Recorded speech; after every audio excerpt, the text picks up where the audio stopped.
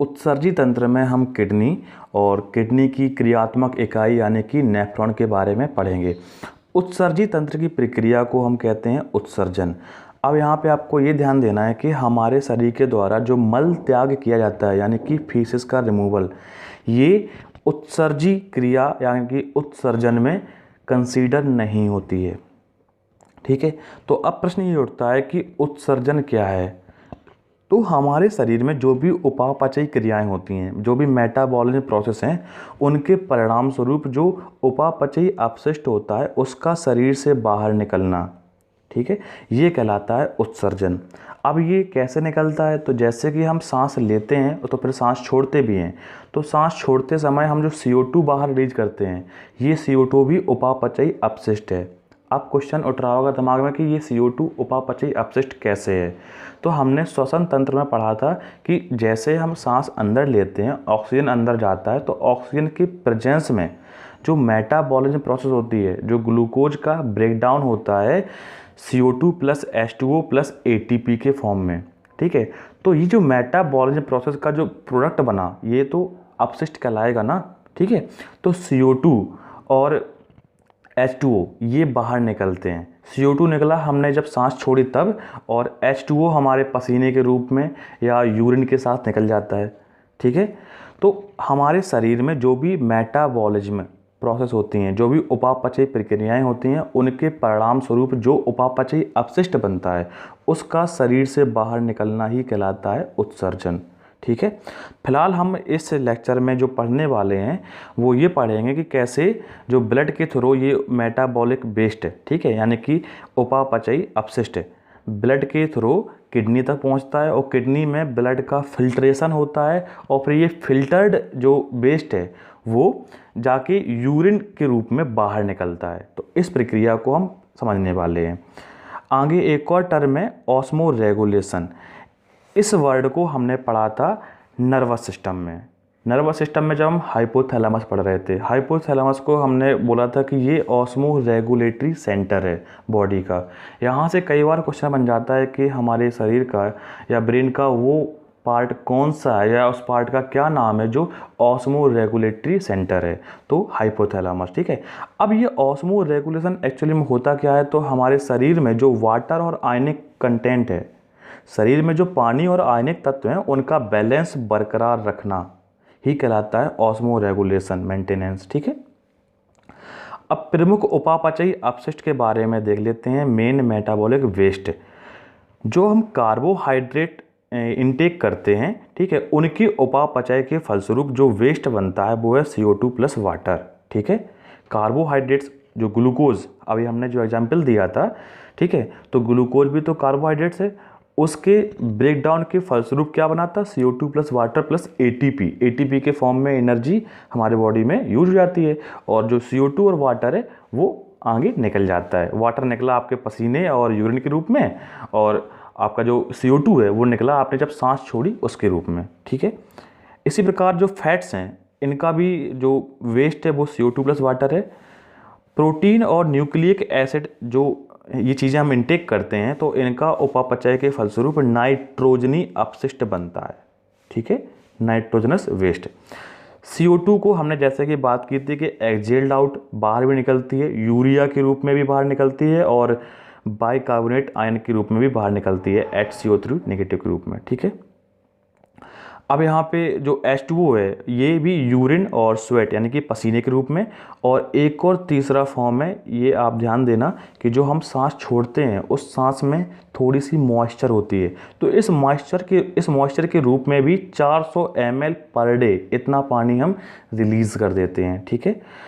जो nitrogenous waste है यानी कि नाइट्रोजनी अपशिष्ट हैं, इनमें ये तीन चीज़ें आती हैं, अमोनिया, यूरिया और यूरिक एसिड, ठीक है। इन तीनों को हम डिस्कस कर रहे हैं। अमोनिया बहुत जहरीला होता है, हाईली टॉक्सिक है, और इसका ब्लड के द्वारा जो ट्रांसपोर्टेशन है वो पॉसिबल नहीं है, ठीक है। रुधिर से परिसंचरण संभव नहीं है। जिन जीवों में अमोनिया बनता है एज अ मेटाबॉलिक वेस्ट, जहाँ बनता है वहीं से रिलीज भी होता है, यानी कि रिमूवल साइट और फॉर्मेशन साइट दोनों एक ही होती हैं, ठीक है, क्योंकि इतना टॉक्सिक है, अगर बॉडी में कहीं और ट्रांसपोर्ट हुआ तो कहीं ना कहीं अपना बैड इफेक्ट या कुछ ना कुछ बुरा प्रभाव दिखाएगा। ठीक है, अमोनिया के एक्सक्रीशन के लिए, अमोनिया के रिमूवल के लिए बहुत ज़्यादा वाटर की रिक्वायरमेंट होती है, और चूंकि ये वाटर सॉल्यूबल है तो वाटर रिक्वायर होगा, जाहिर सी बात है वाटर की रिक्वायरमेंट होगी। अब ये जो अमोनिया है ये किन जीवों में एज अ मेटाबॉलिक वेस्ट बनता है? तो जो एक्वेटिक एनिमल्स हैं, वे जीव जो पानी में रहते हैं। अब जो जीव पानी में रहते हैं जाहिर सी बात है कि उनके लिए पानी की कोई कमी नहीं है, तो पानी में रहने वाले एक्वेटिक एनिमल्स में ammonia as a metabolic waste बनता है। तो इन जीवों को कहते हैं अमोनोटैलिक, अमोनोटैलिक। ठीक है, तो अमोनोटैलिक एनिमल्स कौन से हैं? एक्वेटिक एनिमल्स, जलीय जीव। अमोनोटैलिक का मतलब ये है कि वे जीव जो मेटाबॉलिक वेस्ट, उपापचयी अपशिष्ट के रूप में अमोनिया को बनाएं। ठीक है, बॉडी के अंदर। यूरिया, यूरिया थोड़ा सा कम टॉक्सिक है, कम जहरीला है अमोनिया के कंपेरिजन में, और इसे ब्लड के द्वारा ट्रांसपोर्ट किया जा सकता है बॉडी में। ठीक है, और थोड़ा सा नॉर्मल वाटर हमें रिक्वायरमेंट होती है वाटर की, moderate H2O required for removal. और एम्फीबियंस और मैमल्स यानी कि उभयचर और स्तनधारी जो हम ह्यूमंस हैं, ठीक है, अपने आसपास जो ह्यूमंस हैं और जो जीव देखते हैं, ठीक है, तो जो उभयचर और स्तनधारी हैं ये आते हैं यूरियोटैलिक में। ये वो एनिमल्स हैं जिनमें मेटाबॉलिक वेस्ट के रूप में यूरिया बनता है। ठीक है, इतना ध्यान देना है। इसके बाद यूरिक एसिड, लीस्ट टॉक्सिक। ठीक है, अब जब बहुत ही कम जहरीला है तो जाहिर सी बात है कि पानी की रिक्वायरमेंट बहुत कम होगी, और uric acid as a metabolic waste, as a उपापचयी अपशिष्ट बनता है इंसेक्ट्स, कीड़े, पक्षी और रेंगने वाले। आपने ध्यान दिया होगा कि इन चीज़ों को पानी की आवश्यकता बहुत कम पड़ती है, ये बहुत कम पानी पीते हैं। ठीक है, तो पानी की आवश्यकता कम पड़ती है क्योंकि यूरिक एसिड लीस्ट टॉक्सिक है, यूरिकोटैलिक कहलाते हैं ये एनिमल्स। ठीक है, अब यहाँ पे आपको ध्यान देना कि जो यूरिक एसिड है इसका फॉर्मूला क्या है? C5H4N4O3। ठीक है, ये लिखा है, और इससे संबंधित एक प्रॉब्लम भी होती है ह्यूमंस में कि यूरिक एसिड जब हमारे जॉइंट्स यानी कि जोड़ में इकट्ठा हो जाता है, क्रिस्टल्स इसके इकट्ठे हो जाते हैं, तो एक प्रॉब्लम होती है गाउट। ठीक है, गाउट। अब इसकी हिंदी, आप जिन लोगों को हिंदी की समस्या होती है तो कुछ जो अच्छे वर्ड्स हैं उनकी आप डिक्शनरी से हिंदी निकाल लिया करो, अदरवाइज़ हम कुछ प्रयास तो करते हैं कि आपको हिंदी कुछ ना कुछ लिख दें। ठीक है, जब जहाँ पे नहीं हो पाता है तो छोड़ देते हैं। यूरिकोटैलिक एनिमल्स जो होते हैं, हमने देखी अभी कि इंसेक्ट्स, बर्ड्स और रेप्टाइल्स हैं, ये खासकर अंडे देते हैं। ठीक है, वो भी कौन से? क्लेडोइक एग यानी कि क्लोज्ड सेल, कठोर आवरण वाले अंडे। ठीक है, बाहर से आवरण हो, अंडे देते हैं। यूरिकोटैलिक एनिमल्स की खासियत है कि वो अंडे देते हैं। ठीक है, कौन सी? क्लेडोइक एग। अब यहाँ पे हम बात करेंगे मानव उत्सर्जित तंत्र के बारे में। ठीक है, यहाँ पे अगर हम मानव उत्सर्जित तंत्र को दो भागों में बांटें तो हम पाते हैं कि प्रमुख उत्सर्जित तंत्र, प्राइमरी या कहें तो प्रिंसिपल एक्सक्रीटरी ऑर्गन, ठीक है, यहाँ पे अंग लिख दें। ठीक है, और सहायक उत्सर्जित अंग, एक्सेसरी एक्सक्रीटरी ऑर्गन। इन दो के आपस में कोऑर्डिनेशन से बनता है मानव उत्सर्जित तंत्र। ठीक है, तो जो प्रिंसिपल एक्सक्रीटरी ऑर्गन है वो क्या है? किडनी, किडनीज हैं। एक्चुअली में ये पेयर होते हैं, दो होती हैं तो किडनीज कहेंगे ना, वृक्क है। ठीक है, इन्हीं के ऊपर हमने पढ़ा था एक एड्रिनल ग्लैंड होती है। किडनी को हम साइंस के लैंग्वेज में कहते हैं रीनल, तो एड्रीनल यानी कि उससे ऊपर। ठीक है, तो एड्रिनल ग्लैंड यानी कि अधिवृक्क ग्रंथि को हम पढ़ चुके हैं, तो रीनल यानी कि वृक्क और किडनी, ठीक है, आपकी आती है प्रिंसिपल एक्सक्रीटरी ऑर्गन में। ठीक है, इसके बाद जो एक्सेसरी एक्सक्रीटरी ऑर्गन्स हैं जैसे कि स्किन, स्किन को लार्जेस्ट एक्सक्रीटरी ऑर्गन भी कहते हैं। क्यों? क्योंकि स्किन से स्वेटिंग होती है, पसीना निकलता है, और पसीने के रूप में अभी हमने क्या कहा था कि एक्सक्रीटरी वेस्ट निकलता है। तो लार्जेस्ट, सबसे बड़ा उत्सर्जी अंग क्या है? स्किन, त्वचा है। लंग्स, लंग्स से हमारा CO2 निकलता है, इसके बारे में बात कर ही चुके हैं। लीवर, लीवर से हमारा, लीवर में यूरिया का निर्माण होता है। ठीक है, और ये अमोनिया और CO2 के मिलने से होता है, यूरिया साइकिल से। इतना ध्यान देना, यूरिया का फॉर्मेशन कहाँ पे होता है? लीवर में। इंपॉर्टेंट पॉइंट है, लिख लेना इसको, ठीक है। इसके बाद जो लार्ज इंटेस्टाइन है, यहाँ पे कुछ साल्ट्स होते हैं, ठीक है, इन साल्ट्स का रिमूवल होता है, ठीक है। स्किन जो सबसे बड़ा उत्सर्जी अंग है, लार्जेस्ट एक्सक्रीटरी ऑर्गन, ठीक है। यहाँ पे दो प्रकार की ग्लैंड हैं, सुडोरिफिक और स्वेट ग्लैंड, ठीक है, जैसे यहाँ पे स्वेट के रूप में वाटर, साल्ट और लैक्टिक एसिड वगैरह निकलते हैं, तो सुडोरिफिक और स्वेट ग्लैंड्स, स्वेदकारी ग्रंथि और सेबैकस यानी कि जो ग्लैंड्स होती हैं उन्हें वसा संबंधी, सेबैक मतलब होता है वसा, ठीक है, सीबम वसा, तो वे ग्रंथियाँ जो वसा को सीक्रेट करती हैं, स्रावित करती हैं, उन्हें सेबैकस ग्लैंड्स कहते हैं या ऑयल ग्लैंड्स, ठीक है। तो इनसे सीबम या ऑयल सीक्रेट होता है, ठीक है।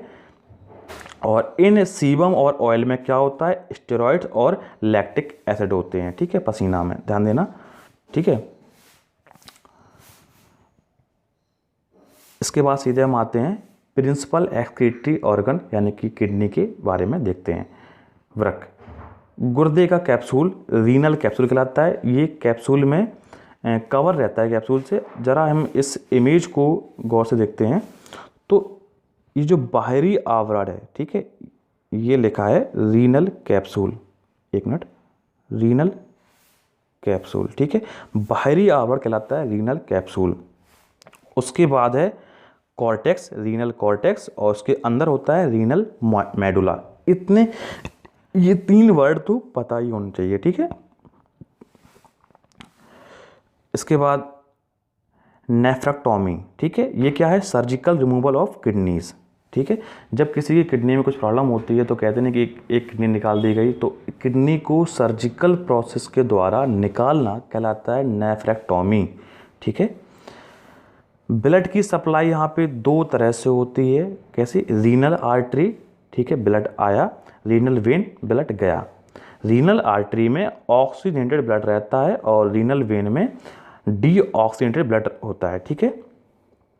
अब यहाँ पे आपको ध्यान देना कि जो मैक्सिमम यूरिया होता है, जो देखो यूरिया बना कहाँ पे, लीवर में, ठीक है, यूरिया का बना लीवर में, तो लीवर से एक आती है हेपेटिक वेन, ठीक है। इस हेपेटिक वेन में सबसे ज़्यादा यूरिया होता है, या कहें तो इस हेपेटिक वेन में जो ब्लड सप्लाई होती है, इस ब्लड में सबसे ज़्यादा यूरिया होता है, और सबसे कम यूरिया कहाँ पे होता है, रीनल वेन में, ठीक है।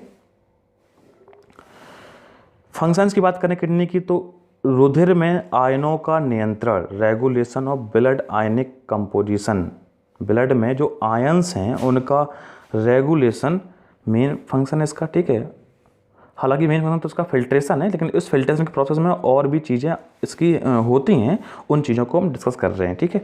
तो regulation of blood ionic composition मतलब होता है कि रुधिर में आयनों का नियंत्रण, कि रुधिर में कितने आयंस होंगे, कितने परसेंटेज होंगे, इस चीज़ को रेगुलेट, इस चीज़ को कंट्रोल करता है किडनी, ठीक है। इसके बाद ब्लड की पीएच वैल्यू और ब्लड की वॉल्यूम और प्रेशर, ठीक है। ब्लड प्रेशर का रेगुलेशन भी किडनी से होता है। अब ये कैसे, तो ब्लड में आयंस का कंपोजिशन कम ज़्यादा होना, ये भी तो कहीं ना कहीं रिलेटेड है ब्लड प्रेशर से। आयंस ज़्यादा होंगे तो ब्लड का प्रेशर ज़्यादा बढ़ेगा, जाहिर सी बात है, ठीक है, घनत्व ज़्यादा बढ़ेगा ब्लड का, तो कहीं ना कहीं ये चीज़ें सब आपस में इंटर रिलेटेड हैं। इसके बाद ब्लड की ऑस्मोलैरिटी भी यहाँ पे रेगुलेट होती है, मेंटेनेंस इसका होता है यहाँ पे, ठीक है। प्रोडक्शन ऑफ कैल्सिट्रॉल और एरेथ्रोपोइटिन, ये हार्मोन है जो हेल्प करता है आरबीसी के फॉर्मेशन में। तो ध्यान देना कि हमारे किडनी के द्वारा एक हार्मोन का भी स्रावण होता है, उस हार्मोन का नाम है कैल्सिट्रॉल या एरेथ्रोपोइटिन। इस हार्मोन का फंक्शन क्या है कि हेल्प करना आरबीसी की फॉर्मेशन में, जो एरेथ्रोपोइटिस होती है, आरबीसी फॉर्मेशन की प्रक्रिया होती है एरेथ्रोपोइटिस, ठीक है।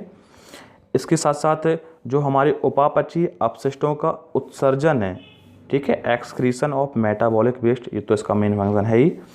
और जो ब्लड में ग्लूकोज लेवल है उसको भी रेगुलेट करती है किडनी, ठीक है। अब किडनी की जो फंक्शनल यूनिट है नेफ्रॉन, उसको देख लेते हैं। नेफ्रॉन को कहते हैं यूरिनिफेरस ट्यूबल्स, ठीक है, यूरिनिफेरस ट्यूबल्स फंक्शनल यूनिट है, और ये हर एक किडनी में, यानी कि दोनों किडनी हमारी, ईच किडनी में लगभग 1 मिलियन होती हैं संख्या में, 10 लाख हैं। 45 से 65 mm इसकी लेंथ होती है, ठीक है। और इसका स्ट्रक्चर कुछ इस प्रकार होता है, ठीक है। इस प्रकार से देखो, ये ब्लड सप्लाई, ये जो रेड कलर की आपको दिख रही है, इस आर्टरी में ब्लड आया, इस ब्लड में मेटाबॉलिक वेस्ट है, इस वेस्ट का फिल्ट्रेशन होता है जी ग्लोमेरुलस कैप्सूल में, ठीक है। इसको जूम कर दें एक मिनट। यहाँ पे फिल्ट्रेशन हुआ, यहाँ पे तो इसका लगभग मोस्टली फिल्ट्रेशन हो ही जाता है, लगभग 80 से 90%। बाकी बचा कुचा फिल्ट्रेशन, जब ये देखो आर्टरी इस ट्यूब से लिपटी है आसपास, तो यहाँ पे भी इसके फिल्ट्रेशन होती रहती है, ठीक है। सेमी परमेबल मेम्ब्रेन है, कुछ चीज़ें यहाँ से वहाँ जाती हैं, कुछ चीज़ें यहाँ से वहाँ नहीं जाती हैं। अर्ध पारगम झिल्ली होती है यहाँ पे, ठीक है, ध्यान देना, ग्लोमेरुलस कैप्सूल में भी, ठीक है। तो यहाँ पे फिल्ट्रेशन हुआ ब्लड का, और ब्लड फिल्टर्ड होके इस रीनल वेन में चला गया, ठीक है।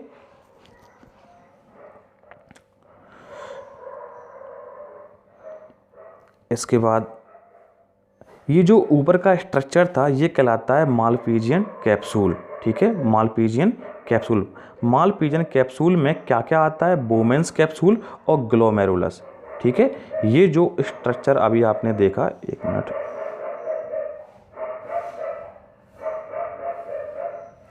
ये इतना हिस्सा कहलाता है मालपीजियन कैप्सूल। इसमें ग्लोमेरुलस भी है और बोमेंस कैप्सूल भी है, ठीक है। क्या कहाँ पे कौन सा है, जरा इसको देख लेते हैं फिगर में। तो ये है ग्लोमेरुलस, ये जो आर्टरी का गुच्छा, आर्ट्रियोल्स, यानी कि जो यहाँ पे जो छोटी छोटी रक्त वाहिकाएँ होती हैं गुच्छे के रूप में, जलेबी की तरह लिपटी हुई आपस में पड़ी रहती हैं, इस गुच्छे को कहते हैं ग्लोमेरुलस। और ये गुच्छा जिस चीज़ में पड़ा रहता है उसे कहते हैं बोमेंस कैप्सूल। तो इन दो चीज़ों को आपस में कंबाइंड रूप में कहते हैं मालपीजियन कैप्सूल, ठीक है।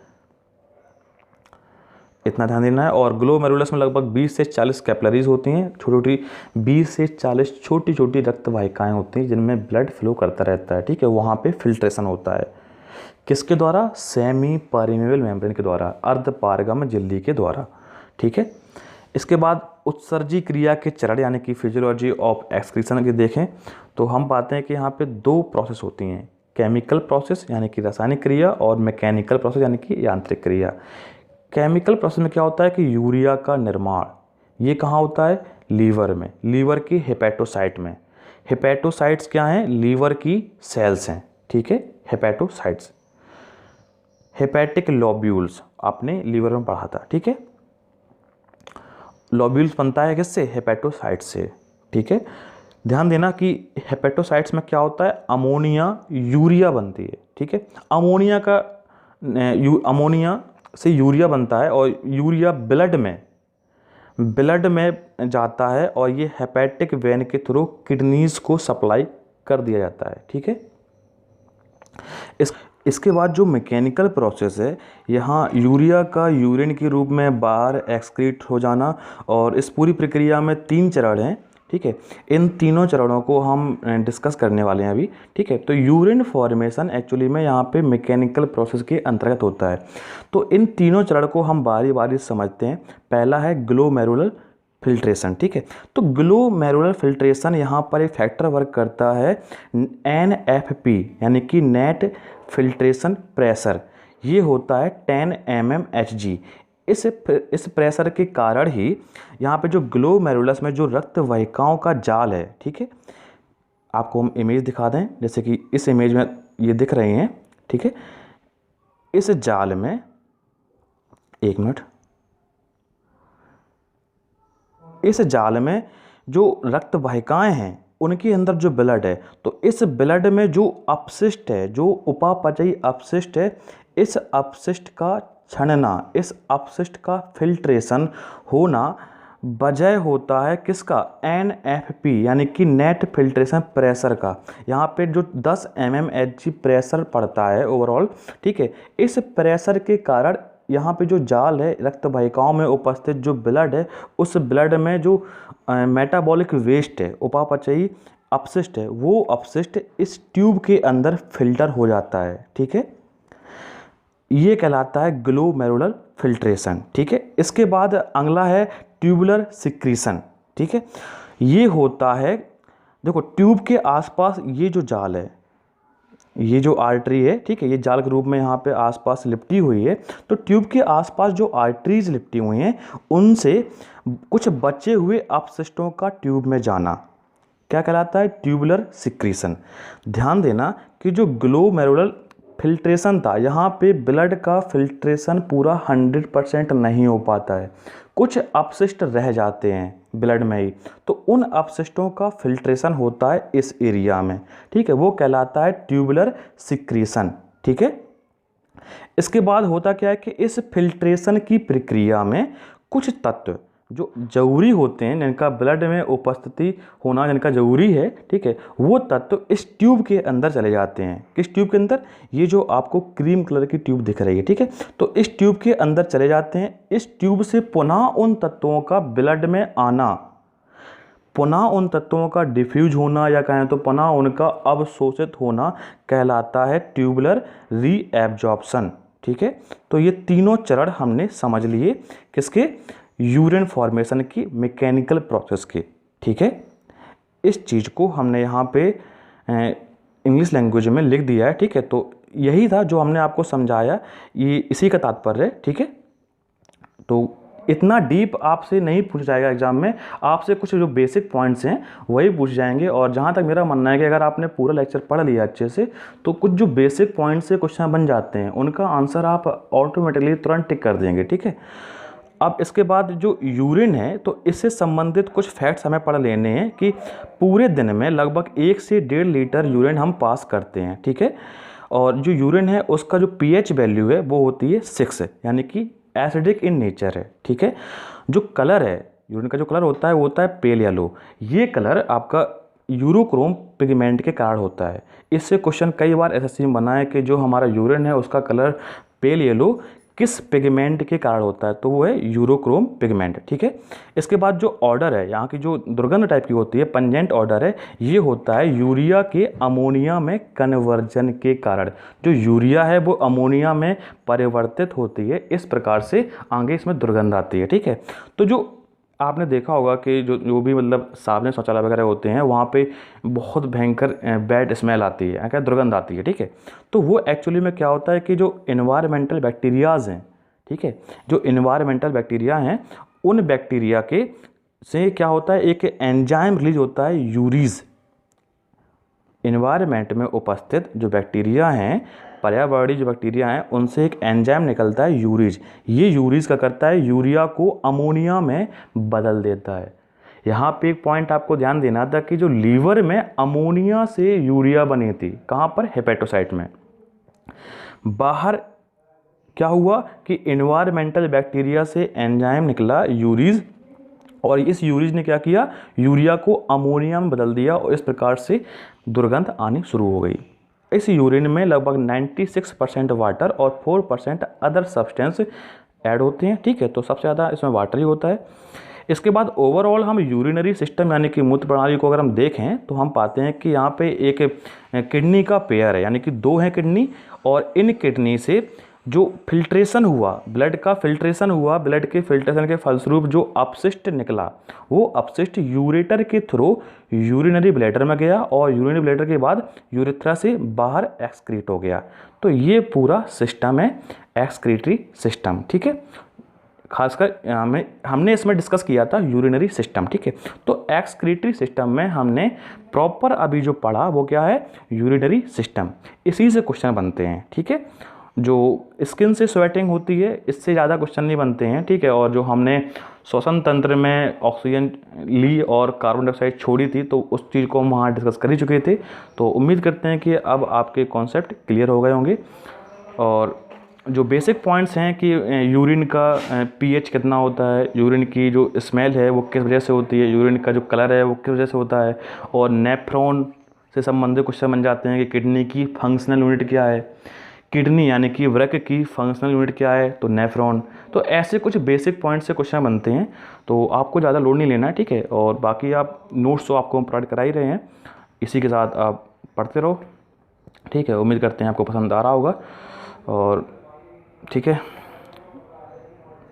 कीप स्टडिंग, कीप लिविंग, और this is Sunny Chauhan signing of.